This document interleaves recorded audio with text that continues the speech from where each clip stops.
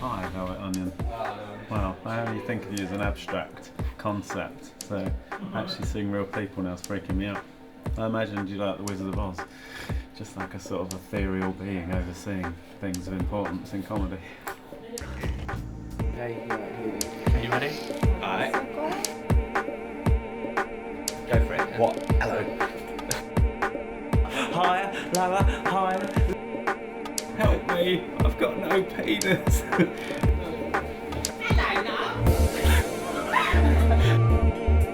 Oh, what a show. I guess there's 50% of my stand-up in it, and 50%, yeah, it's got a real sort of artistic kind of sensibility. I suppose there's a lot of attention to the costumes and there's a lot of green screen, a lot of animation, lots of two-dimensional animation, lots of three-dimensional animation, lots of post-production, which sort of makes something that's quite beautiful, but really funny. Andy? Yes? The thing that I'm trying to do now is much more me. So I always had to do it at some point. It's like an amalgam of my paintings, my stand-up. It's very much his vision, as you can probably, well, you will tell. It's completely his vision. It's amazing, yeah. I've seen it happening over the months around Nigel's house and with the pilot and stuff, and so both of them going insane and read the scripts and stuff. So it's been good to be in and around it. I guess it's a purer vision for me, because for me I've always been interested in the aesthetics and stuff, and Julian's really into narrative and different things and acting and small, brilliant acting, but for me I'm much more interested in the way things look and the psychedelic nature of it and trying to push it. I wanted to try and make the weirdest show anyone's ever made. It's going to be absolutely hilarious. Some of the costumes, it's just like Boosh times 10. But actually don't say that, that's terrible. But it's like, yeah, it's just perfect. Downloading Noel's brain. Nigel, who did the moon in the bush, Nigel Cohn, and he did all the little animations with me. And I went to art school with him, so he's directing it and animating it. And then, yeah, we're really hands-on with everything, costumes, makeup, animation. But we just wanted to make something much more psychedelic, much more colourful, much more flippant in a way than the bush, less narrative. And we wrote it together, so any idea that I had, he would be able to say straight away, oh yeah, I can do that, or I can't do that, so let's stop. Or, yeah, no, that's easy. And you go, oh, I would have thought that would have been really difficult. Here comes the man behind it, Nigel Cohn. he can't wait to do an interview. He loves talking to people. He's really shy, actually, but he is a genius, so I'm really chuffed to be working with him. And because we're good mates as well, we're best mates, that comes across, I think. Hello, little Paul. What is happening? It's great to be involved in. I'm doing loads of, I'm doing sort of mixture of some tiny bits and then some bigger chunks. And and then when we do the studio stuff in a couple of weeks, I'm in most days, because the Andy Warhol character that I play is in lots of little bits, in the linking bits. Andy, it's totally cool for you to wear a dress. We are all cool people. Got quite a lot of the kind of Velvet Onion faces in there. It's kind of weird, because I sort of at first, because of the bush and because the bush sort of was successful in a cult way, I was trying not to use the same people, but in the end there's people that you use for a reason because they're good, so you end up using the same people. Can't help it. Like I didn't want to make a show with everyone in it apart from Julian, but obviously if Julian was in it would be a bit weird, it'd have to be, he's off doing some avant-garde theatre. There's all that, as you know, interlocking, incestuous booshdom. Not that everyone shags each other, but it's still incestuous. Have you interviewed Kim? Yeah. Don't. He's terrific. He's one of the last terrific racists. You've been working with quite a lot of people on the show. Is there anyone in particular in this kind of world of like Boosh comedy that you really, really admire and you got to work with on it? I hate Tom Meeten. Like, you mean, or hate? Because Tom Meeten's a bit of a tosser. Is anyone you like? Not really. Can't think of anyone. I'm just doing a cross between annoying everyone and keeping the spirits up on the set. got mostly annoying everyone, I think. It's amazing to work with my brother, and yeah, because obviously there's a big age difference, so we never got to really hang out as like young adults together when we were growing up and stuff. He'd moved to uni, and I was just there going, remember me? I've got no other siblings. That's my brother. He never stops talking. Usually about sweets. Yeah, it's really nice. Like, I don't know most of the people before I was here in it, but like I get on really well with Mike, Noel's brother. Alright, Frida, I was thinking of hitting Pizza Express if you want to join me. Yeah, great. Okay. I've got him playing quite a lot of different characters, which in the Boosh he only really ever played in the Boo, so he's playing lots of different characters, which is great. Stay in the turban. You must live in the turban. What's happening here? What have I got to do? How does he get through life? Look at him. You alright, Mike? Mike Fielding? No. Yesterday we went to the shop and bought £10 worth of pick and mix just for himself. They didn't have a big enough paper bag for it. He just had a carrier bag full of sweets. Ding, ding, ding, Imagine that. Dave Brown? No. What? No.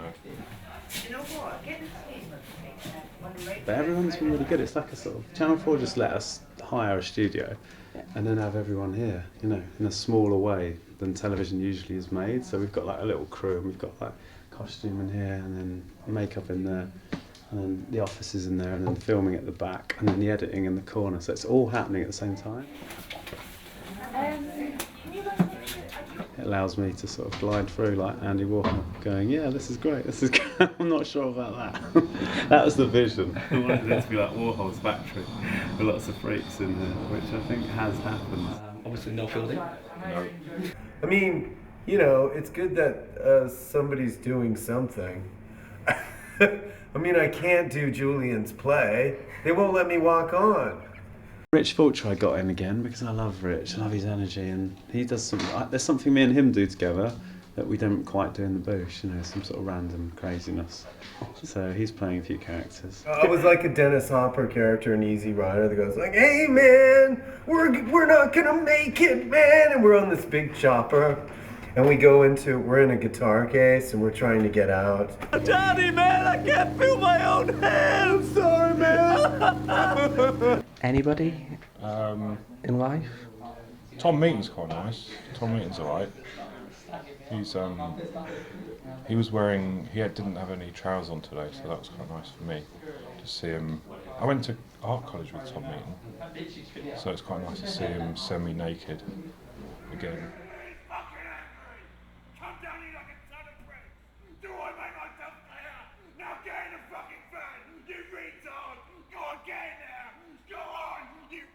What have you been doing today? Dicking around, shouting at people, calling people fucking retards. Normal day for me, really. But this time, it's being filmed. You're out on location in stupid costumes. It's very weird. It feels weird when you're in a strange costume in a normal sort of setting. Coldest day of the summer with a wind, and my nipples got hard, and not for the right reasons. You wrote the script, you wrote Tom Meeten a character, you designed the costume, and then you decided it was on location. Is there a little bit of... No, but the thing about Tom is he's got an amazing body. He's like Iggy Pop. He's got like the most cut body I've ever seen. So I just like to utilise these sort of wiry, sinewy forms. So if I can get him in his pants, I'll do it every time.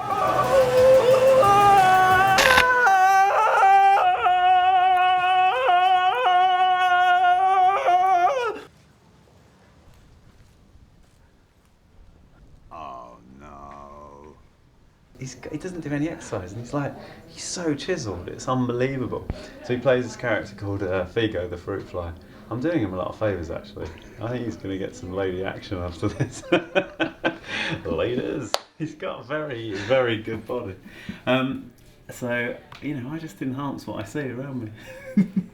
I just thought, who's going in pants, me or Tom? Tom. No, I didn't mind that. I've done much worse things. I've got my balls out on telly. I mean, I've done Were they horrible things. Were they real on Blunder? They were my actual dangly balls. Yeah, got really dangly balls. And Christine, who does the makeup on this, so she thinks she nearly won an award for best testicles because they thought that she made them, but they didn't. They were mine. Yeah, and Christine from makeup. I don't know if I could do a show without her. She's so talented. It'd be really hard. And we have a real shorthand now. We've been working together so long. My main character is Jeremy Beautiful Chest. Are we actually going to see you? Got my face out. They wound me up actually because they didn't really tell me that. Well, I saw the drawings, and I was like, I've got my face out. Well, I didn't obviously do that, but then Christine, makeup woman, said to me. I walked in one day and she went, "Oh, I've got to do a cast of your face because we've got to put that porcelain mask over you." And I was like, "Oh, okay, right." And I really nearly fell for it and went mental and smashed up everything. But then I worked out. I saw a little glint in Noel's eye and he was going, "Yeah, we're going to put a little porcelain mask on you." Nigel's useless, he can't lie. So I saw right through him. We've been trained up to do some fighting by some trains. Yeah, we've been trained up by trains. We did a fight scene with stuntmen. I'd never done that before and it was ridiculous. We've got a fight down by the garages. Gonna bust him up bing bong time. We were a bit nervous about that. And the stuntmen were really good and they'd done like the Titanic and stuff. So they wanted this sort of really violent, crazy scene. And the guy that it was for, Fantasy Man, is just, you know, he's like Don Quixote, but in a sort of electronic world. So when he gets broken out of that world, he's just in Dalston or somewhere. He usually gets beaten up. But he's not a fighter. He's like a sort of, he's got like blue gaffer tape for eyebrows and a cuff on his chin, and he's in a sort of, he's like a knight. He's like a Don Quixote character. He's like that. And he sings like he's in an opera. "I'm Fantasy Man." He's not a fighter at all. The most that he can do is a little jab. So these guys are going, "Yeah, you come in, bang, elbow." And I was going, that's not what he does. We did a location shoot last night where I was playing Noel, but I had to fight Fantasy Man, but I was Noel because Noel's the chav in the scene. But I accidentally punched him. We were mucking about singing a song and Nige told us something we weren't listening and he didn't. I swung and I left hooked him right across the nose. Who punched me in the face? Yeah, I don't know if that was on purpose or not. No, it wasn't, bless him. He was really upset. Felt really good. Felt amazing. I'm hooked now. It's like heroin. I want to keep doing it over and over again. All right, can you sum the show up in 10 words? No. 10 words. Oh, now you got me. Does count as one? Is this counting? The biggest self-indulgent piece of bullshit I've ever seen. That doesn't sound very good, but it's brilliant. No, I didn't mean that. Sorry, no. 10 times mentaler and even weirder than the Mighty Boosh. Oh, and much more. Yes, it's... Sorry, I'll start again. Yeah, it's... And that's the 10. Shit. Sorry, it was the restrictions. Psychedelic quadraphenic insanity mixed with bold intransigence, parsnips, soup-esque wonderment. A funny, hilarious, spaced out, technicoloured, like a tube of refreshers. A bit like the Really Wild Show, but less racist. Oh, that was 9 words. Yes. Cosmic and visual and very funny and hopefully inspiring. I think it will. It inspires me. And this is going to be completely alternative and psychedelic and maybe slightly insane, but I think in a good way, you know? I think it's going to be amazing. I hope it's good. I think it'll be good. There's enough good people in it and helping and making it, and It could be good. It's also, I've never seen it done before, so at least it'll be something new, you know? As Dandelion would say. All blatant coming together. It is all blatant coming together, and it plays that it's blatant coming together. Are you worried what people are going to say? No.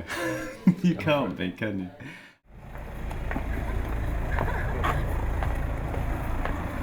I'm trying to make a film, potentially. Oh, yeah, I'm going to come back and have some great minstrels. Alright, thank you. Like write a book, have a cup of tea.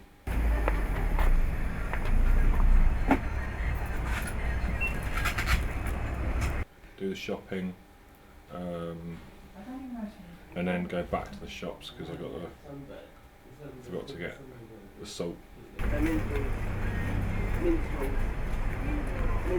Minstrels, the Galaxy Minstrels chocolate. And then that's about it. That'll take me up till tomorrow.